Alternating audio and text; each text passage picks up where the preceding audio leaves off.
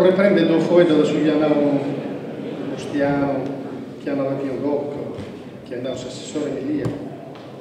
I canti sardi sono canti istintivi, senza paternità, come le rapsodie e le saghe, trasfuse nell'anima collettiva, nell'anima vivono come le fiammelle di 1000 lucerne che ardono a ricordo e a voto.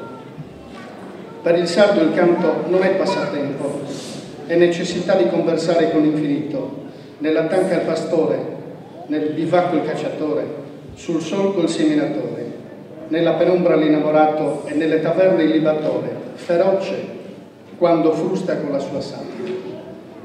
Questo foglio lo ha descritto su video Addis, che è stato usato da Seneghe nel 1959, quando è stato fatto un progetto Sardegna tramite Soece, in una seste riprende tutta un'attività sulla cultura della vita nostra, di chi ha tribalato di Susardo, delle femmine che tribalano di donne su Bellarzo, e fiante, e teniata la cultura di tutte le tradizioni della nostra, e di chi ha tenuto la passione del suo canto, e si via soscanto, sia in suo scanto profano, sia sul scanto dei mesi.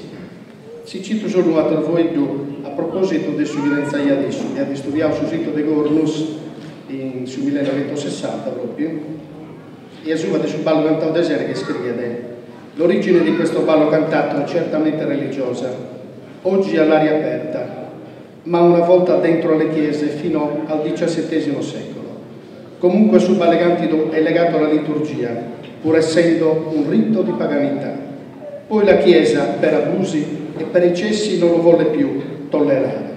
Estromesso dal Tempio, non si allontana dal sagrato. E ora in Sene, che infatti si canta poco de gresi su 1500, ma si impazza soltanto. E in Carasegare cantava su ballo cantido in una sospesa al nostro e su sistranzo dei balli. Si vi intende due piccole studiantia e poi su ballo cantido.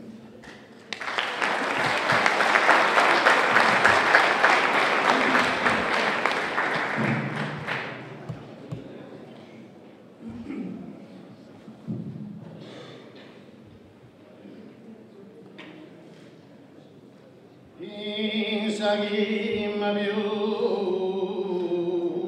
amena de una mendula